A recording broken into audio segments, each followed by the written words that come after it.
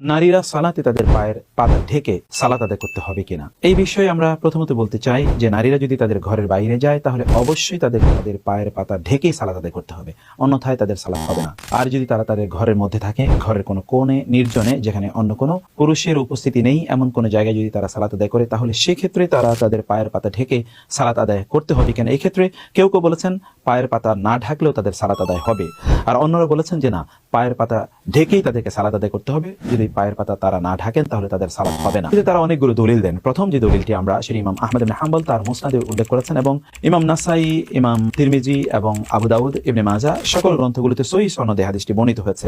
তা হচ্ছে রাসূলুল্লাহ সাল্লাল্লাহু আলাইহি ওয়াসাল্লাম বলেছেন, লা ইয়াকবালুল্লাহু সালাতা হাইদিন ইল্লা বিখিমারিন।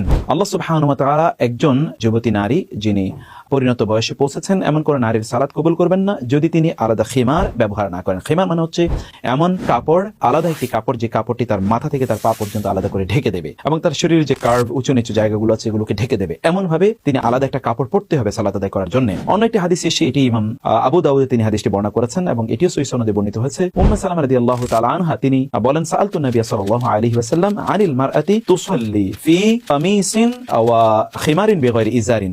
আমি রাসূলকে এমন একজন নারীর ব্যাপারে প্রশ্ন করলাম যিনি সালাত আদায় করছেন কামিজ এবং খিমার নিয়ে, কিন্তু তার ইজার অর্থাৎ পায়জামা নেই, কিন্তু তার কামিজ আছে, জামা আছে এবং আলাদা তিনি কাপড় ব্যবহার করেছেন এমন একজন নারীর ব্যাপারে রাসূল বলেন, আল মারআতু আওরাতুন, একজন নারী পুরোটাই হচ্ছে আওরাত, অর্থাৎ তাকে পুরোটাই ঢেকে রাখতে হবে। সেক্ষেত্রে তিনি তার পায়ের পাতাও ঢেকে রেখেই সালাত আদায় করবেন। এর আরো স্পষ্ট একটি বর্ণনা আছে যেটি উম্মে সালামা রাদিয়াল্লাহু তাআলা আনহাকে প্রশ্ন করা হয়েছিল, এটিও আবু দাউদ সহিহ সনদে বর্ণনা করেছেন। তাহলে যে সালামা রাদিয়াল্লাহু তাআলা আনহা আনিল মারআতি তুসাল্লি ফি খিমারিন ওয়া কামিসিন, এমন একজন নারী যিনি একটা খিমার অর্থাৎ আলাদা ওড়না এবং আলাদা জামায় তিনি সালাত আদায় করছেন, ওড়না এবং জামা দিয়ে, কিন্তু তার ইজার নেই, এমন একজন নারী তিনি সালাত আদায় করছেন, তার সালাত হবে কিনা? তিনি বললেন, লা বা'সা বিহি ইযা কানা আদ-দিরউ ইউগাত্তি কাদামাইহা, কোনো সমস্যা হবে না যদি তার আদ-দির অর্থাৎ তিনি যে কামিজ পরছেন এই জামাটি যদি তার পা ঢেকে দেয় তাহলে তাতে কোনো সমস্যা নেই। এই হাদিস থেকে আমরা স্পষ্ট বুঝতে পারছি যে পায়ের পাতা ঢেকেই তারা তাদের সালাত আদায় করবেন। মনে রাখা দরকার যে নারীরা তাদের গোটা শরীরেই তাদের জন্য আওরাত, যেটি হাদিসে আমরা দেখি সহিহ সনদের বর্ণনা হাদিসে যে গোটা শরীরই তার জন্য আওরাত। অতএব তিনি সালাত আদায় করতে গিয়ে তার যদি চুলগুলো বের হয়ে যায় অথবা তার যদি ধরুন প্যাড বের হয়ে যায়, তার যদি এই যে নেক গলা যদি বের হয়ে যায় তাহলে তার সালাতে হবে না। যদিও সালাফদের মধ্যে কেউ কেউ কথা বলেন তারা যদি হাত এবং তার মুখ এতটুকু বের হয়ে ইল্লা মা যাহারা মিনহা, এই আয়াতের ব্যাখ্যায়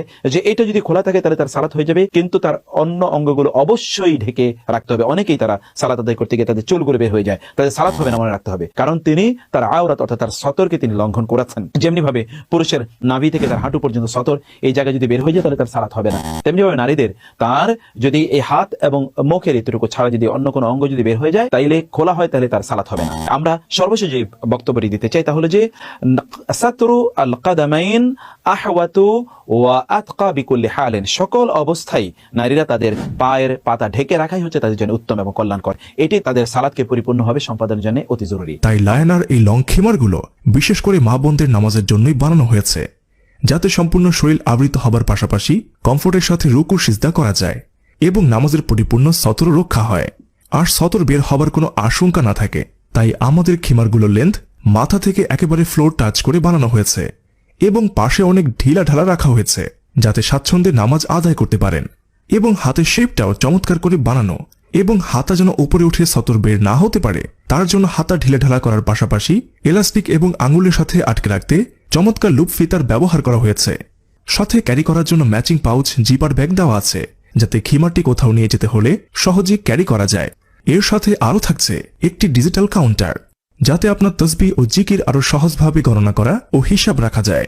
আরও থাকছে মা বোনদের নামাজের সঠিক পদ্ধতি ও জরুরি মাসালার সংক্ষিপ্ত একটি বই, যার মাধ্যমে মা বোনেরা নামাজের বিশেষ মাসাইল ও প্রশ্নগুলো জেনে নিয়ে আমল করতে পারেন। এবং চমৎকার একটি গিফট বক্সে পাঠানো হয় আবশ্যকীয় এই খিমার সেটটি, যাতে আপনার কিংবা আপনার প্রিয়জনের কাছে পৌঁছালে অনুভূতিটা হয় একটু অন্যরকম। নামাজের এই চমৎকার লং খিমারগুলো বানানো উন্নতমানের কোয়ালিটিফুল রায়ন ভিসকস কটন ফেব্রিক্স দিয়ে, যার সফটনেস, কমফোর্ট ও প্রিমিয়ামনেস আপনাকে মুগ্ধ করবে ইনশাল্লাহ। তাই বিশুদ্ধভাবে নামাজ আদায় করতে এই লং খিমারটি আজই সংগ্রহ করুন এবং আপনার পরিচিতদের মাঝে ছড়িয়ে দিন। সংগ্রহ করতে আপনার সম্পূর্ণ ঠিকানা এবং ফোন নম্বরটি আমাদের ইনবক্স করুন, অথবা এখানে ক্লিক করে ওয়েবসাইট থেকে আপনার পছন্দের খিমারটি নির্বাচন করে সম্পূর্ণ ঠিকানা এবং ফোন নম্বর দিয়ে অর্ডারটি কনফার্ম করুন।